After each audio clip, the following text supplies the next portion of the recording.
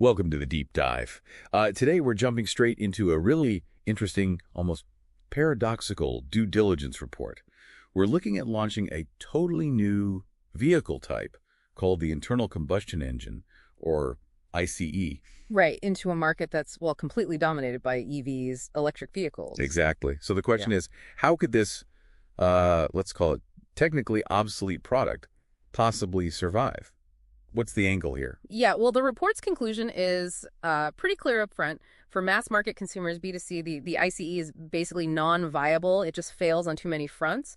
But, and this is the whole point of our deep dive today, it turns out it's actually essential for some very specific industrial niches. And that comes down to really just one big physics advantage. Okay, physics. Let's unpack that. But first, maybe what's the baseline? What standard has the EV already said that the ICE just can't meet for regular folks? Well, first off, mechanical simplicity. It's huge today. People expect reliability. Your standard EV drivetrain, it's got maybe, 20 to 25 main moving parts? 25, yeah, that's not many at all.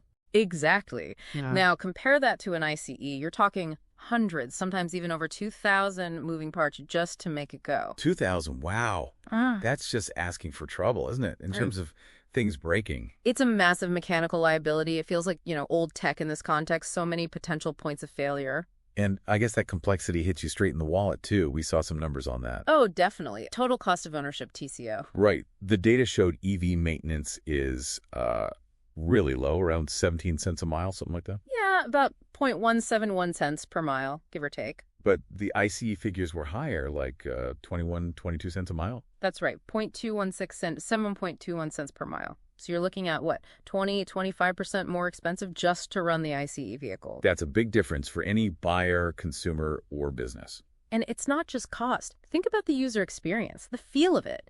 EVs have basically set the standard for quiet. Silence is premium now. Yeah, people have gotten used to that. And the ICE, it's just noisy. It's a real step backward acoustically. We saw figures like up to 20 decibels louder at low speeds compared to an EV. 20 dB. That's very noticeable. People wouldn't like that commute. Absolutely undesirable for comfort. And then there's the waste problem. Yes. The efficiency or lack thereof. Right. Gasoline engines, they waste, get this, up to 70% of the energy you put in, just as heat. 70%, just gone into the air. Poof. Gone. It's fundamentally illogical in today's world where we're all trying to optimize energy use. Okay, so it fails on complexity, cost, noise, and basic efficiency. It sounds completely doomed for the average person. For the average B2C customer, yes, absolutely. It doesn't make sense. But you said there's a niche. This is where the physics comes in. This is where it gets really interesting, yeah. The ICE's only real edge, its saving grace, is pure physics. Energy density. Okay, explain that. Energy density. So hydrocarbon fuel like gasoline or diesel packs an incredible punch. About 43 megajoules of energy per kilogram. 43. Okay, 43 MJ kilogram. And batteries. Even the best current lithium-ion batteries, they're around 0.95 megajoules per kilogram. Maybe 1 mjkg on a good day. 0.95 versus 43. That's not even close. That's a massive gap. It's enormous. It's like comparing the energy in a briefcase to the energy in a tanker truck. Right. And that huge difference, that's what matters for certain industries. Precisely. Think B2B. Long-haul trucking, Class 8 semis, aviation too. Weight and volume are everything.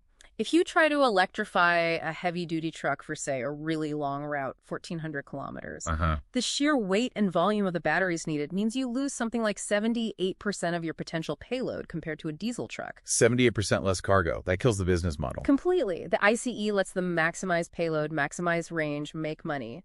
For those specific jobs, it's still essential because of that energy density. Okay, so there's a specific critical need. But even if they target that niche, they face, huge hurdles, right? Infrastructure, for one. Oh, massive existential barriers, really. You can't just sell these trucks. You need fuel. They'd have to finance and build an entire supply chain, a complex refinery that's over $5 billion each. $5 billion for one refinery. And then pipelines. Pipelines cost around $4 million per mile to build. The capital required is just staggering. Which means the fuel itself would have to be incredibly expensive just to pay off that debt. Exactly. High fuel prices are baked in from the start, and that's just the money side. What's the other big one? Regulation.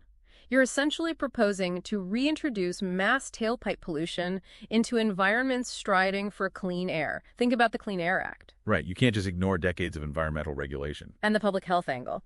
The report mentioned vehicle exhaust was linked to 385,000 premature deaths globally back in 2015. That's a heavy legacy. Regulators won't take kindly to adding more pollution. Compliance would be tough, expensive. Incredibly expensive, yeah. It might be the single biggest non-financial roadblock. Okay, so wrapping this up, the ICE isn't really an EV competitor for you or me.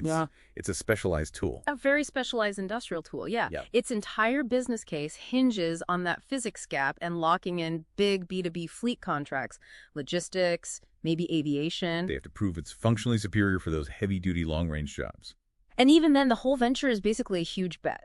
A gamble that battery technology won't close that energy density gap anytime soon. Because if it does. If battery tech somehow makes a giant leap, gets anywhere close to 43 MJ kilogram, all that multi-billion-dollar infrastructure, the refineries, the pipelines, it becomes instantly obsolete, worthless overnight. The entire financial model just collapses. Exactly. It's fundamentally vulnerable to the very thing that drives progress, technological advancement. So, thinking about that massive investment hanging by the thread of a physics gap, what stands out most to you about that kind of risk?